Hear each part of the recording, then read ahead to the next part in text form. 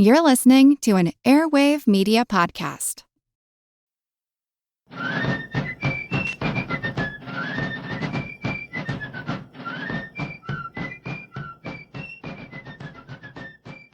Hello, and thank you for joining the American Revolution. This week, episode 212, Port Royal and Kettle Creek. The British Southern Command had burst into new activity, beginning with the capture of Savannah, Georgia in December 1778. After Colonel Archibald Campbell captured Savannah, General Augustine Prevost marched a larger force up from St. Augustine, Florida, to occupy the area around Savannah.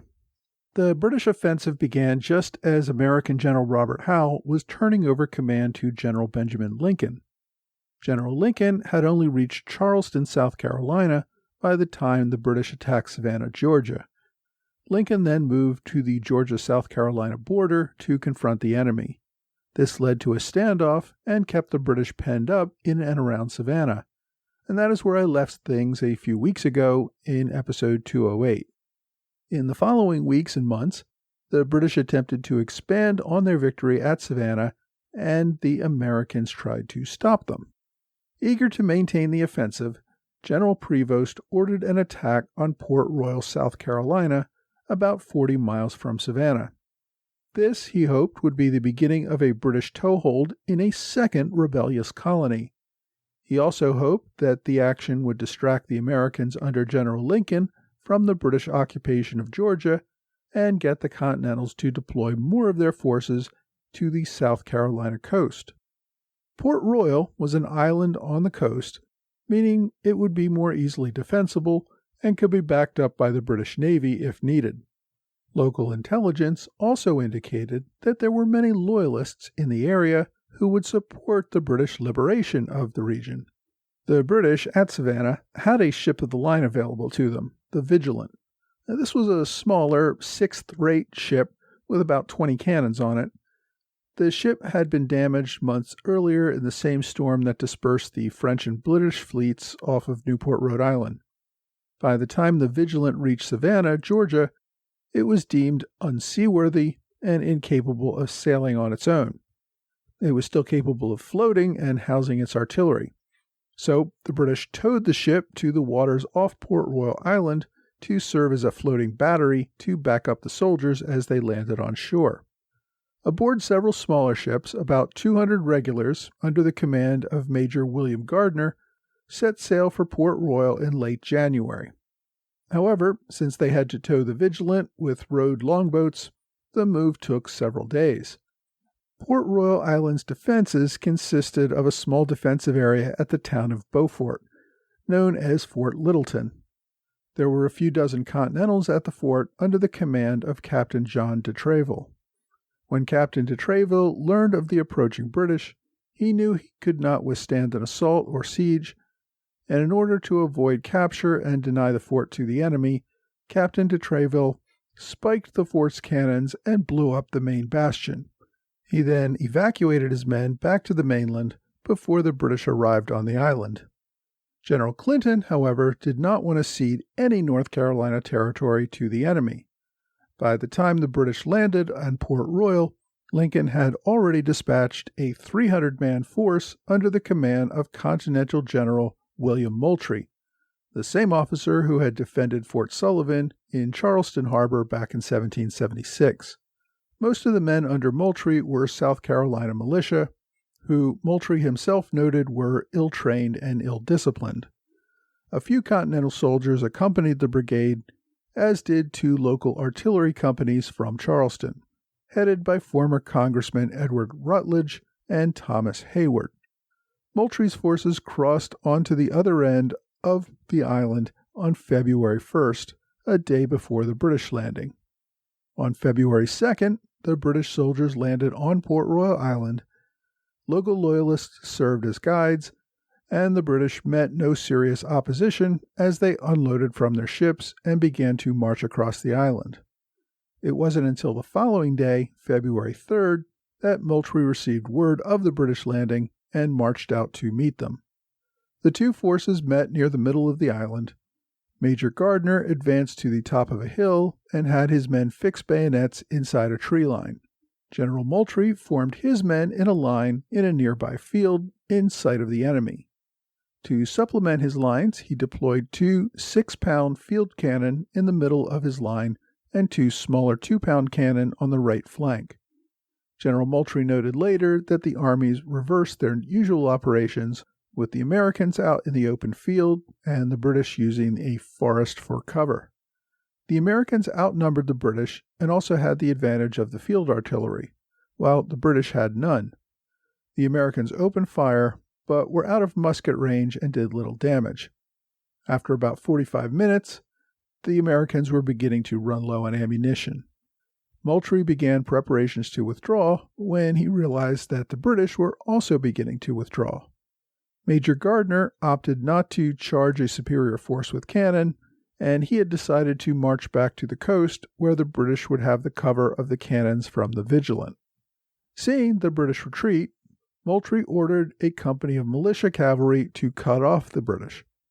The cavalry managed to get behind the British retreat and captured a wounded captain and 25 other enemy soldiers. However, there were not enough cavalry to contain them. The prisoners decided to make a break for it, with about half of them escaping back to British lines. The British had taken substantial casualties from the American artillery, reporting at least 40 killed or wounded. The Americans reported 7 killed and 18 wounded. The Americans declared victory for the battle, as the British had retreated back to their boats and returned to Savannah. British regulars rarely back down against militia, even if the militia has superior numbers.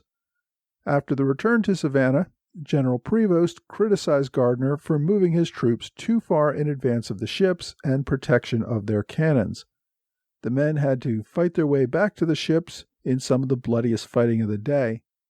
But if the Americans had failed to bring up artillery, the battle might have gone very differently.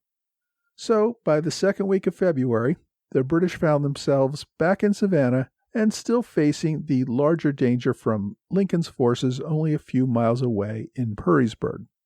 Now, recall that Colonel Archibald Campbell had captured Savannah in late December 1778. Then he turned over command to General Augustine Prevost in January 1779, after Prevost had marched up from St. Augustine, Florida. After that, Campbell took an expedition up to take control of Augusta by the end of January, about the same time that Major Gardner was moving to take Port Royal in South Carolina. Campbell's purpose in taking Augusta was to establish a British presence in the backcountry. Once again, the British were promised that if they raised the standard, thousands of loyalists would heed the call and take back the colony for the crown. The British hoped to raise a loyalist army of 6,000 new recruits in order to solidify control of Georgia and then take the offensive into South Carolina.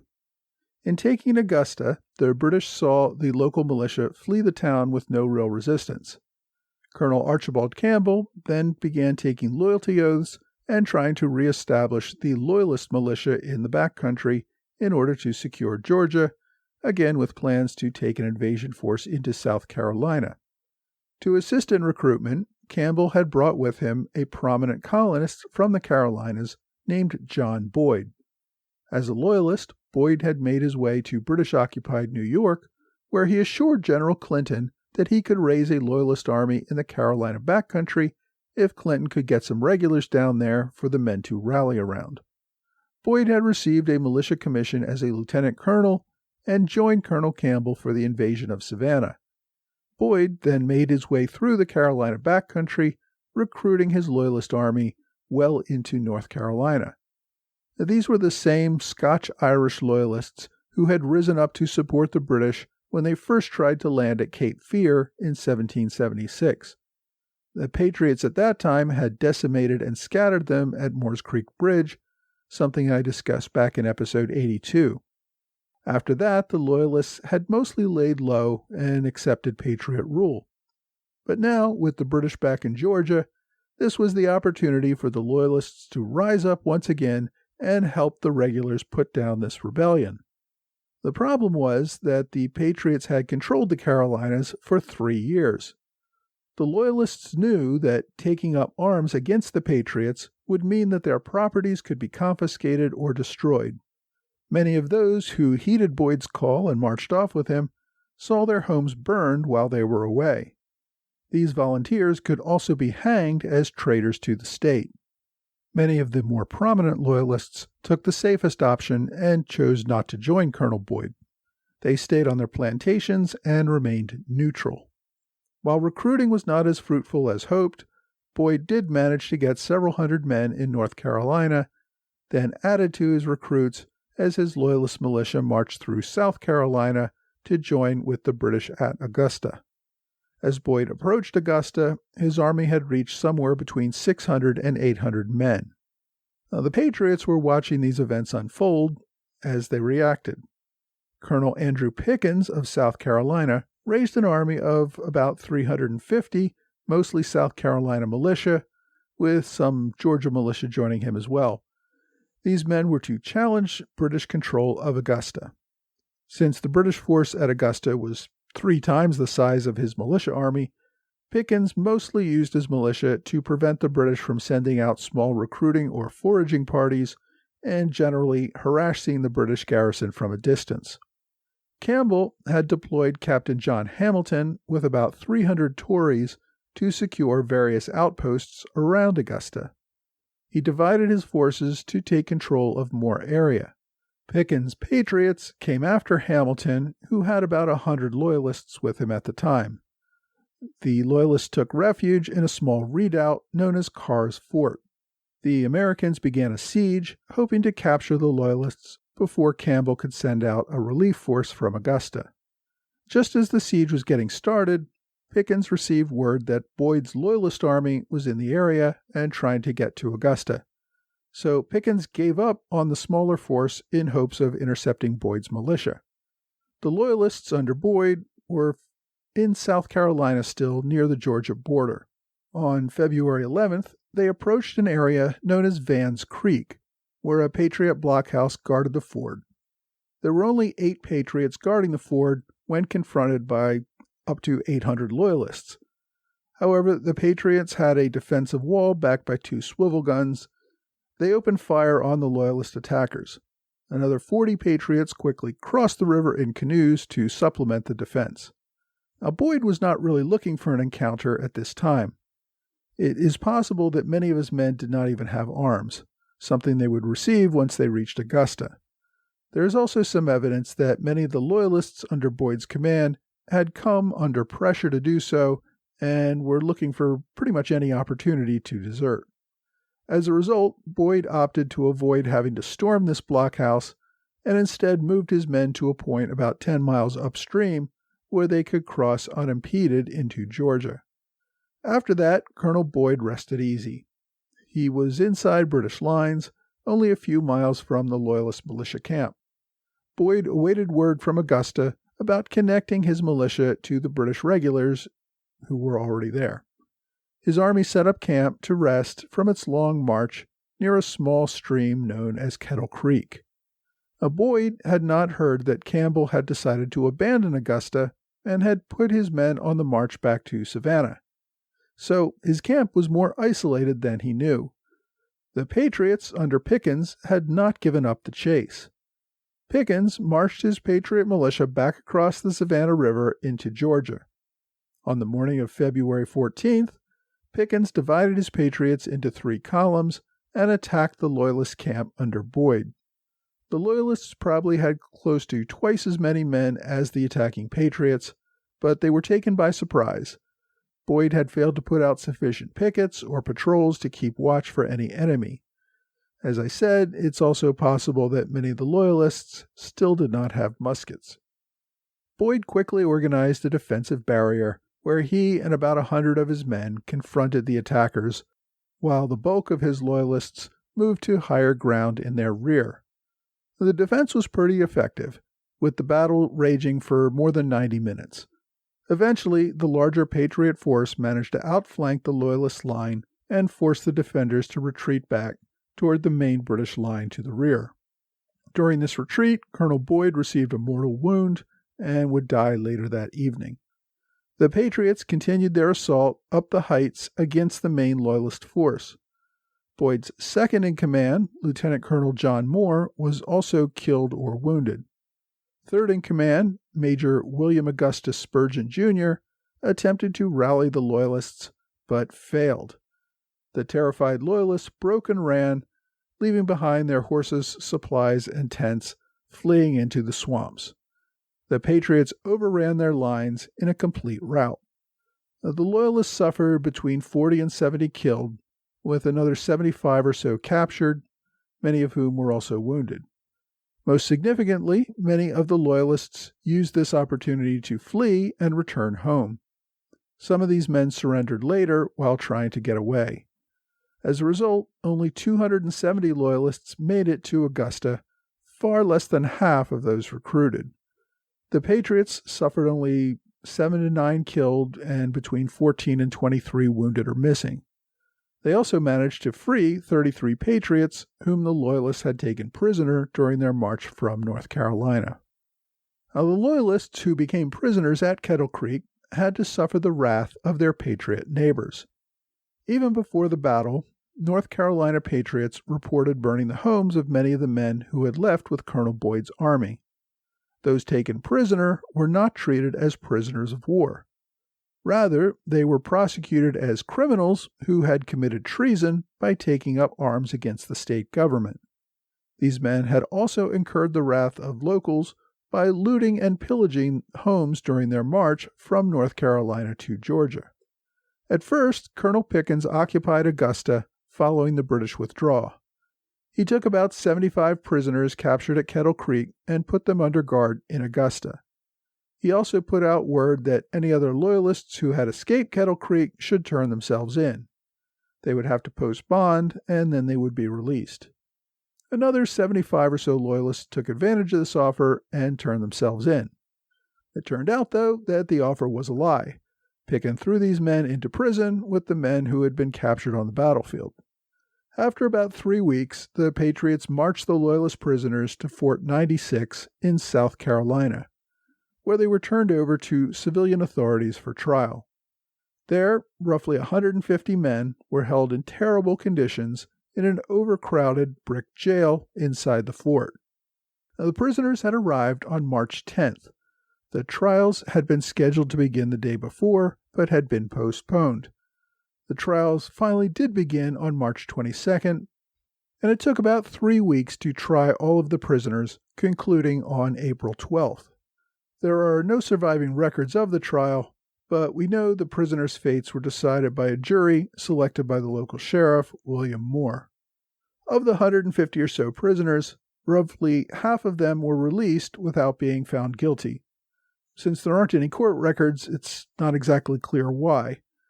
Another 50 or so prisoners were found guilty of treason, but were granted reprieves. Many of the prisoners had argued that they had been forced into joining Boyd's army, either by pretense or threats. For whatever reason, only 22 of the men received death sentences. The court scheduled the hanging for April 17th, and according to one of the condemned prisoners, the gallows were constructed on the site of the jail. 5 of the prisoners, Charles Draper, John Anderson, James Lindley, Samuel Clegg, and Aquila Hall, went to the gallows that morning and were hanged. Again, we don't have details on all the condemned men, but for those for whom we do have details, it appears that those condemned had held positions of prominence in the colonies before the war and may have served as officers under Colonel Boyd. Clegg, for example, had served as a tax collector in South Carolina and had served in the Colonial Assembly. Hall had been a wealthy plantation owner and had actively recruited for Colonel Boyd. Lindley had served as a justice of the peace in North Carolina and had been a captain in the provincial militia. He had also been captured and released by the Patriots on one prior occasion. After the hanging of the first 5 men, a message arrived from Governor Rutledge of South Carolina with a writ of habeas corpus ordering the condemned men to be moved to Orangeburg. So the remaining 17 condemned prisoners escaped the hangman's noose and were sent off as prisoners. The reprieve may have been the result of British threats to begin hanging American prisoners in retaliation. In any event, none of the other 17 men were ever executed and eventually were exchanged or released. I'll get into those details more next week when we cover the continuing fighting between Georgia and South Carolina at the Battle of Briar Creek.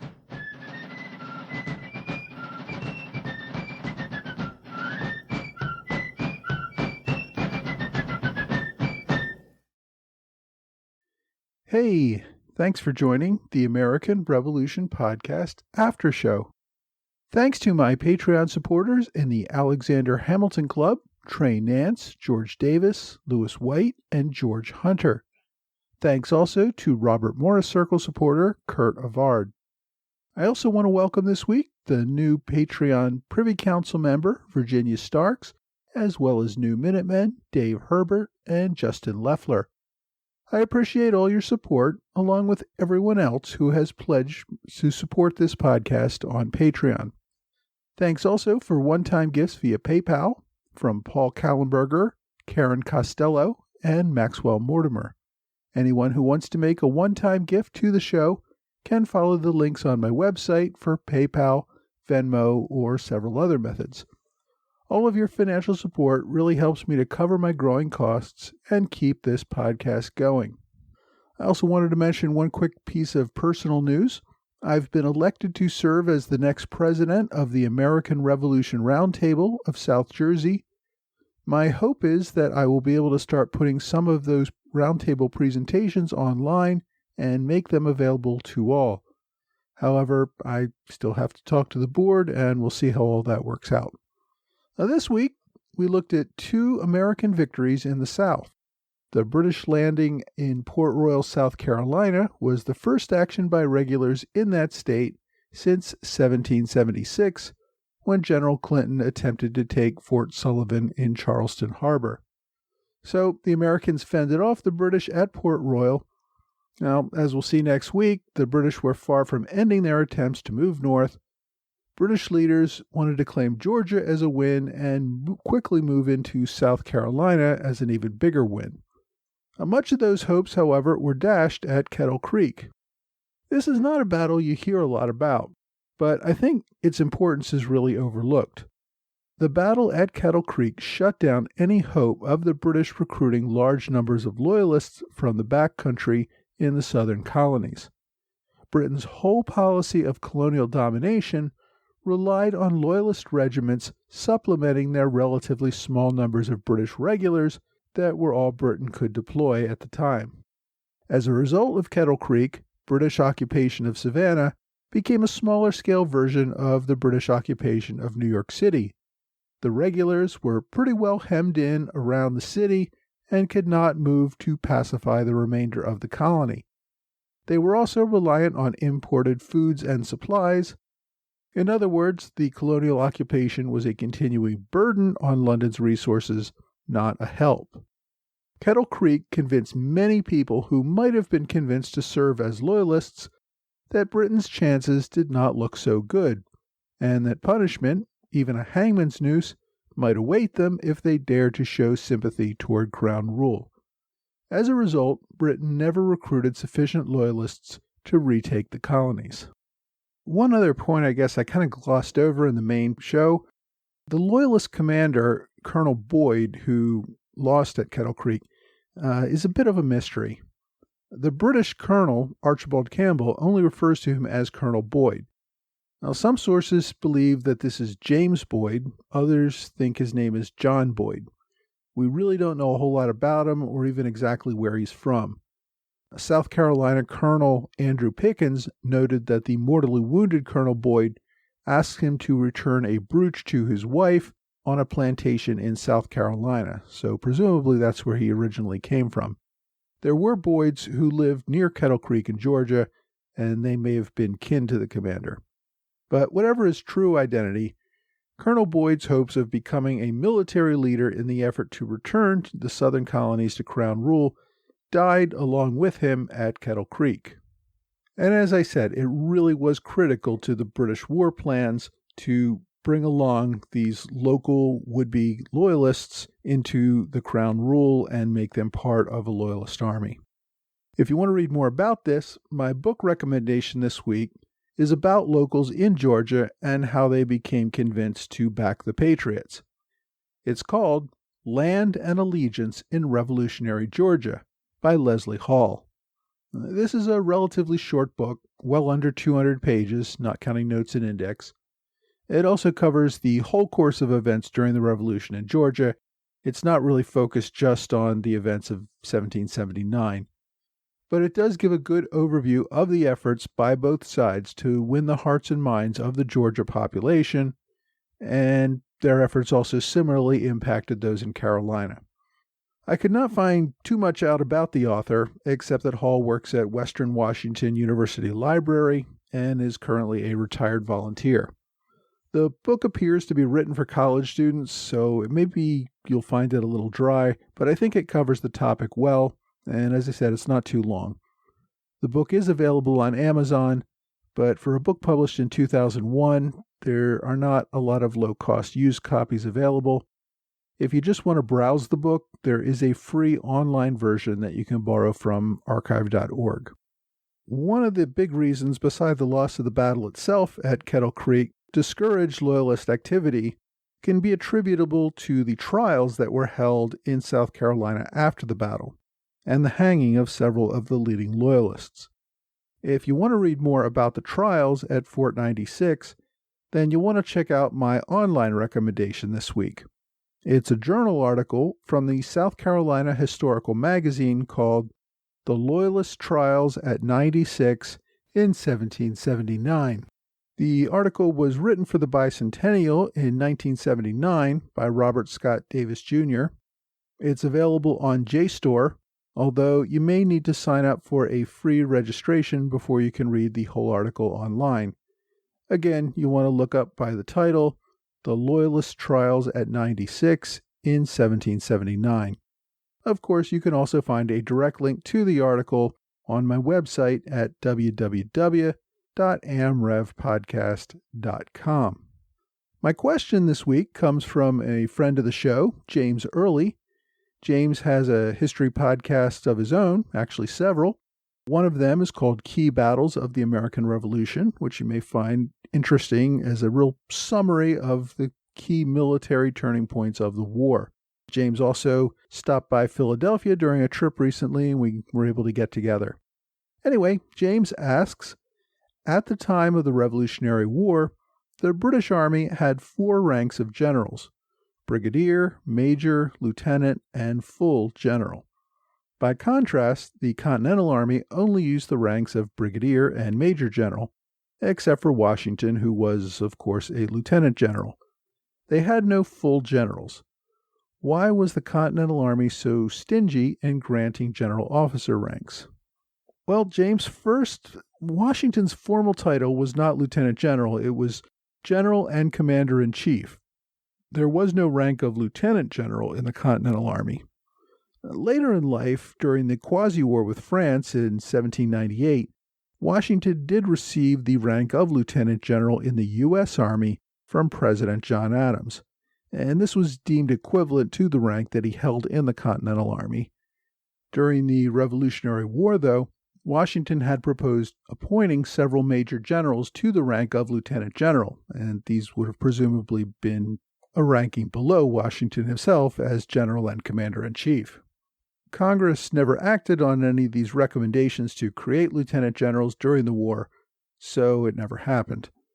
Now, General Washington wore a shoulder lapel of 3 stars, which is what we identify today with the rank of lieutenant general. A full general, today at least, would wear 4 stars. A major general would wear 2 stars, and a brigadier 1 star. So while Washington bore the title of general, implying full general, he wore the traditional rank of lieutenant general of 3 stars. Since there were no lieutenant generals in the Army, this made sense. You wouldn't want Washington wearing 4 stars and then everyone with a rank below him wearing 2. And the use of stars was not something we brought over from the British Army. The stars were a uniquely American insignia, so the use of 3 stars for General Washington for his rank of general made sense in that sense as well. So I say all that as a roundabout way of getting to the root of your question. Why did the Continentals only have 3 ranks for general instead of 4 or 5? Probably one reason was the Continental Army was smaller. It never even reached 50,000 soldiers at a single time.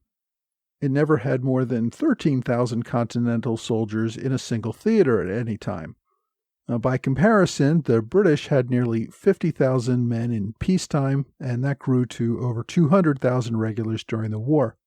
So it had a much larger general staff, and probably found a 4th rank of general made it easier to organize them as they wanted.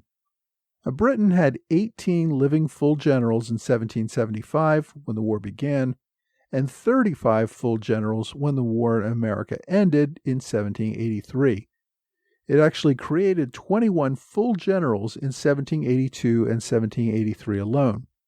So there was a lot more rank inflation in London. Of those, though, only 1 full general ever served in America during the entire course of the war. That general was Sir Guy Carleton, who was promoted only near the very end of the war in 1782 and then returned to oversee the evacuation of the British Army. All of the top leadership during the war, General Howe, General Clinton, Cornwallis, they were all lieutenant generals. Britain also sometimes had field marshals, which are roughly the equivalent of 5-star generals. It had some during the 7 Years' War and later for the Napoleonic Wars, but it actually had no field marshals during the Revolutionary War era. And as I said, in the war in America, even Britain found that only 3 ranks of generals were sufficient. If the Continental Congress had taken Washington's suggestion and promoted a few of the division commanders to a rank of lieutenant general, it probably only would have upset the majority of major generals who did not make the cut. Also, having lieutenant generals would cost more to exchange if they were captured, and they'd also require a higher salary from a notoriously cheap Congress. Washington seemed to do fine picking out division commanders from among his senior major generals, and there did not seem to be any need to establish a higher rank for those purposes. This tradition lasted until the Civil War. The U.S. Army had no lieutenant generals other than Winfield Scott receiving a brevet to that rank during the Mexican War. The first full lieutenant general in the U.S. Army, other than the temporary rank that George Washington held for a year during the Quasi-War, was Ulysses S. Grant, who received that permanent rank in 1864 near the end of the Civil War. We also had a whole nother war during that era, remember, the War of 1812, and there was no rank higher than Major General during that war, not even the military commander, even though the Army was larger at that time than it was during the Revolution. If you have a question for me about the American Revolution, please email me at mtroy.history@gmail.com. Well, that's all for this week. I hope you will join me again next week for another American Revolution podcast.